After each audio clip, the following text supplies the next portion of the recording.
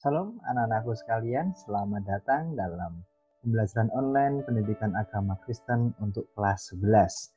Nah, pada kesempatan kali ini kita akan melanjutkan materi pada bab yang berikutnya tentang keluarga, pusat utama pendidikan. Tapi sebelumnya kita akan berdoa kepada Tuhan. Terima kasih Bapak, kami bersyukur pada kesempatan kali ini kami bisa belajar tentang firman-Mu.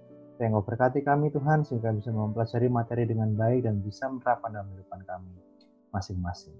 Dalam nama Tuhan Yesus kami berdoa dan ucap syukur. Haleluya. Amin. Nah, saat ini kita mau belajar tentang keluarga pusat utama pendidikan. Nah, kenapa kita mau bicara tentang hal ini? Pertama gini, keluarga. Kita dalam kelas 11 kita fokus tentang materi tentang keluarga. Dikatakan pusat utama pendidikan. Karena dikatakan di sini bahwa pendidikan identik dengan sekolah, tempat kursus, tempat les, dan sebagainya, bimbingan belajar. Tapi kenapa dikatakan keluarga pusat utama pendidikan? Karena keluarga menjadi tempat pertama di mana seseorang itu belajar tentang apapun, firman Tuhan, etika, cara hidup, dan sebagainya. Tapi kita mau baca dulu dalam buka Alkitabnya semua dalam Ulangan 6 ayat 4. Sudah siap semuanya?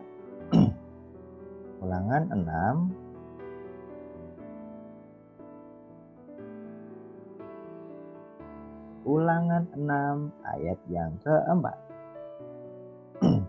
Saya bacakan. Dengarlah hai orang Israel, Tuhan itu Allah kita. Tuhan itu Esa. Kasihlah Tuhan Allahmu dengan segenap hatimu dan dengan segenap jiwamu dan dengan segenap kekuatanmu. Apa yang kuperintahkan kepadamu pada hari ini haruslah engkau perhatikan. Adalah engkau mengajarkan berulang-ulang kepada anakmu dan membicarakannya apabila engkau duduk di rumahmu, apabila engkau sedang dalam perjalanan, dan apabila engkau berbaring, dan apabila engkau bangun, dan sebagainya. Di sini adalah menjadi dasar utama dalam pendidikan dalam keluarga. Tuhan memerintahkan kepada keluarga untuk selalu mengajarkan kepada anak-anak tentang Tuhan Allah kita itu Esa. Kasihlah Tuhan Allahmu dengan segenap hatimu dan dengan segenap jiwamu dan dengan segenap kekuatanmu. Diajarkan kepada anaknya berulang-ulang saat dimanapun kondisi apapun berada. Ya.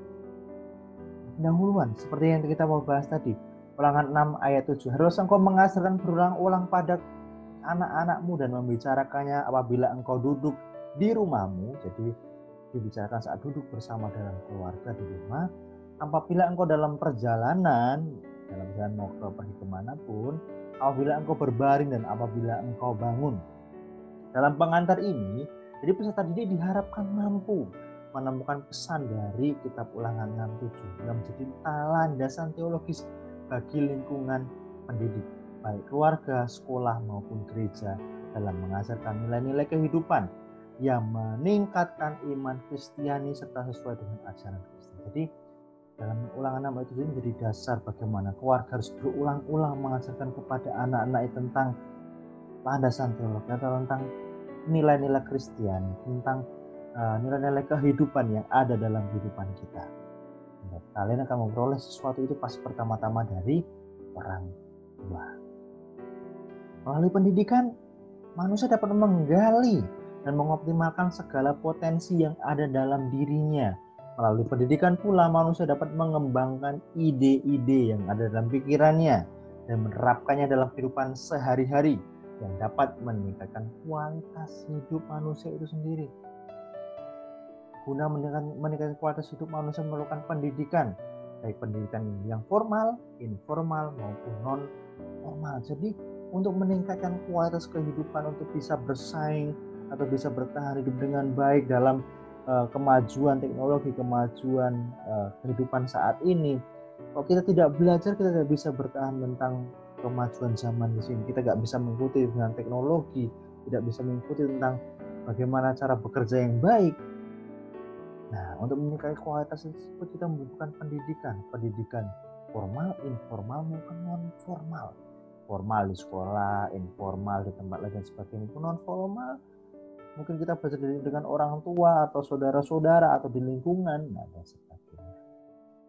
Jadi pengertian pendidikan, kata pendidikan berasal dari kata Latin educare dan educere atau educere dan sebagainya, itu kan bacanya bagaimana, yang berarti merawat, melengkapi dengan gizi agar sehat, dan juga berarti membimbing keluar dari. Educare itu berarti artinya adalah merawat, memperlengkapi. Jadi merawat yang tadinya tidak dirawat jadi dirawat, memperlengkapi yang tadinya tidak memiliki kekurangan dalam hal tertentu diperlengkapi, dilengkapi menjadi sudah lengkap dengan gizi agar sehat, dan juga berarti membimbing keluar dari yang tadinya tidak bisa apa-apa menjadi bisa, yang tadi tidak bisa membaca menjadi bisa membaca. Jadi berdasarkan arti kata ini, pendidikan dapat berarti suatu upaya yang dilakukan dengan sadar atau memperlengkapi seseorang atau sekelompok orang dengan cara membimbingnya keluar dari suatu keadaan-keadaan hidup lainnya yang lebih baik. Dalam Kamus Bahasa Indonesia, pendidikan berarti proses pengubahan sikap atau tata laku seorang atau kelompok orang dalam usaha mendewasakan manusia melalui upaya pengajaran dan pelatihan proses secara perbuatan mendidik. Jadi pendidikan berarti suatu upaya yang dilakukan dengan cara sadar. Ya, jadi saya mengajar kalian secara sadar untuk apa? Memperlengkapi kalian, sekelompok atau seseorang, dengan cara membimbing. Jadi saya membimbing kalian yang tadi tidak paham tentang firman Tuhan, Pak Roni ajarkan sedikit demi sedikit supaya kamu keluar dari sesuatu posisi yang tidak tahu apa-apa menjadi tahu, suatu keadaan hidup lainnya yang lebih baik. Bukan saya mengajarkan sesuatu yang tadinya baik menjadi buruk, itu namanya pendidikan yang salah. Jadi sesuatu yang lebih baik dengan cara pengajaran seperti ini, pelatihan, ya. Jadi diajaran secara langsung tentang teknik atau praktek sesuatu, proses bagaimana cara melaksanakan itu, dan cara perbuatan mendidik.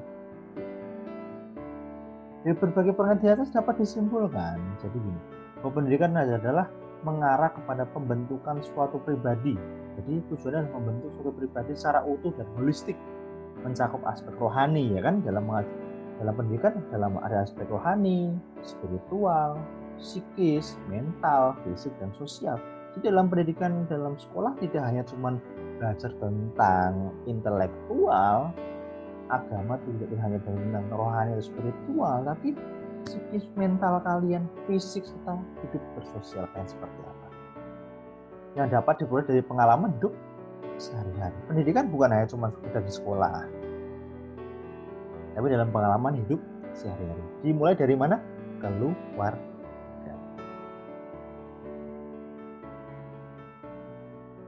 Pendidikan Kristen dalam keluarga. Keluarga Kristen tentu harus memberikan pendidikan kepada anggota keluarganya. Yaitu pendidikan apa? Ya pasti pendidikan yang bercorak, berdasar, berorientasi pada nilai-nilai Kristiani. Ya, kita belajar tentang pendidikan agama Kristiani, ya pasti kita belajar tentang nilai-nilai atau dasar-dasar ideologi tentang Kristiani. Bagaimana kita mempelajari tentang kasih Tuhan Yesus kepada setiap kita, sebagai usaha yang ditopang secara rohani dan manusiawi untuk meneruskan pengetahuan, sikap, keterampilan, dan tingkah laku yang bersesuaian dengan iman Kristiani. Nilai Kristiani menonjol adalah apa saja? Yang pertama, kasih, keadilan, kesetaraan, pengampunan, penebusan, dan teman-teman adalah penyelamatan oleh Allah melalui pertobatan kalian. Kemudian kalian bisa mengasihi Tuhan dengan segenap hatimu, serta mengasihi sesama seperti mengasihi dirimu sendiri. Itulah nilai-nilai yang diajarkan kepada kita semua. Sudahkah kamu mengasihi? Sudah kamu hidup adil? Ada kesetaraan? Ada pengampunan? Kita percaya penebusan Tuhan, penyelamatan oleh Allah. Kita bertobat, mengasihi Tuhan dengan segenap hatimu, serta mengasihi sesama seperti mengasihi dirimu sendiri. Tapi tak lupa, ternyata peran keluarga itu bisa kita ketahui dalam proses sosialisasi dan edukasi. Terus sekarang kita bahas tentang sosialisasi. Seorang bayi yang lahir ke dunia merupakan satu makhluk hidup kecil yang penuh dengan kebutuhan fisik dan masih sangat bergantung kepada orang tuanya. Saat kamu bayi, kamu membutuhkan perlindungan dari orang tua, kasih sayang dari orang tua. Ia lahir ke dunia dalam keadaan tidak mengetahui apa-apa. Tapi sering dengan pertumbuhannya, seiring dengan pertumbuhannya, ia akan belajar tentang berbicara, ayah, ibu, berjalan yang tadinya ngesot, merangkak, dan bisa berdiri dan berjalan. Mulai melakukan aktivitas secara mandiri, misalnya makan sendiri, tadinya kan disuapin, tadinya hanya bisa minum susu, bisa makan nasi, bisa makan yang lebih berat lagi. Mandi sendiri. Selanjutnya dia perlu belajar tentang segala sesuatu yang agar kehidupannya menjadi lebih maju. Misalnya mempelajari sikap, nilai, norma yang berlaku dalam masyarakat, komunitas kamu berada. Jadi kamu mengetahui tentang adat, budaya yang ada di sekitar kalian, di masyarakat, berasal dari mana? Keluargamu. Bagaimana kamu bersikap dengan orang tua yang orang yang lebih tua, nilai-nilai yang berlaku di masyarakat, norma yang berlaku di masyarakat, yang ada di mana kamu berada. Proses ini disebut sosialisasi. Jadi sosialisasi itu adalah apa? Memberikan pengajaran tentang sikap, nilai, norma yang berlaku di dalam komunitas kamu berada. Jadi sosialisasi merupakan proses belajar seseorang di mana orang tua, persekutuan atau masyarakat meneruskan pengetahuan, kebiasaan maupun nilai-nilai dalam lingkungannya. Jadi yang ada dalam lingkungannya diajarkan kepada kita. Proses sosialisasi ini mempunyai peranan yang sangat penting karena sangat membantu dalam membentuk kepribadian seorang, termasuk dalam membentuk identitas. Contoh, saat makan harus memakai tangan kanan. Itu diajarkan di mana? Di dalam nilai-nilai norma yang berlaku di dalam masyarakat. Kalau makan tidak boleh kecap. Kalau makan harus berdoa terlebih dahulu. Kalau makan tidak boleh sambil ngobrol. Benar tidak? Itu diajarkan di mana? Budaya di mana? Budaya di masyarakat kita berada. Kalau makan pakai tangan kiri, etikanya bagaimana? Pasti tidak baik kan?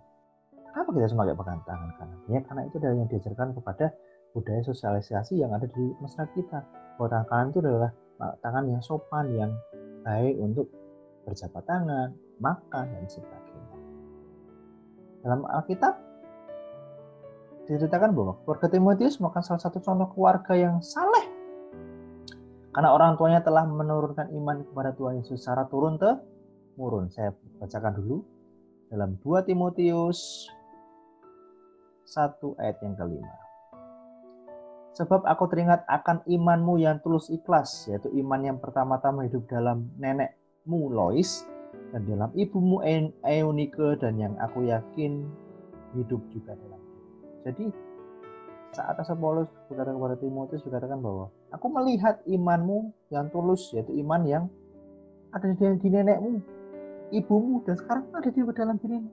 Semuanya sama. Memberikan pengetahuan tentang iman kepada Tuhan Yesus secara turun-temurun. Memberi dari siapa? Keluarga kita. Ini merupakan contoh keluarga Kristen yang dapat diterapkan dalam kehidupan keluarga Kristen modern pada masa kini. Jadi kamu harus mengasuhkan tentang iman Kristiani kepada siapa? Nanti kalau kamu berkeluarga kepada anakmu, cucumu, dan sebagainya. Bahkan orang-orang yang kamu kenal. Ya. Jadi demikian materi yang singkat ini dikembalikan di sini bahwa bagaimana kita hidup, kita harus bisa belajar bahwa dalam keluarga proses pendidikan itu dimulai. Dimulai dari mana? Proses sosialisasi, bagaimana kita memperoleh pengetahuan tentang apapun budaya, norma yang berlaku di dalam masyarakat kita berada. Dan pertemuan berikutnya kita akan masukkan materi ini dalam keluarga, dalam proses edukasi dan sebagainya. Dan jika nanti ada pertanyaan, bisa bertanya langsung kepada Pak Roni dengan cara chat atau ngetik di lembar diskusi, bisa bertanya tentang apapun yang kalian belum paham. Dan selamat belajar, Tuhan Yesus memberkati.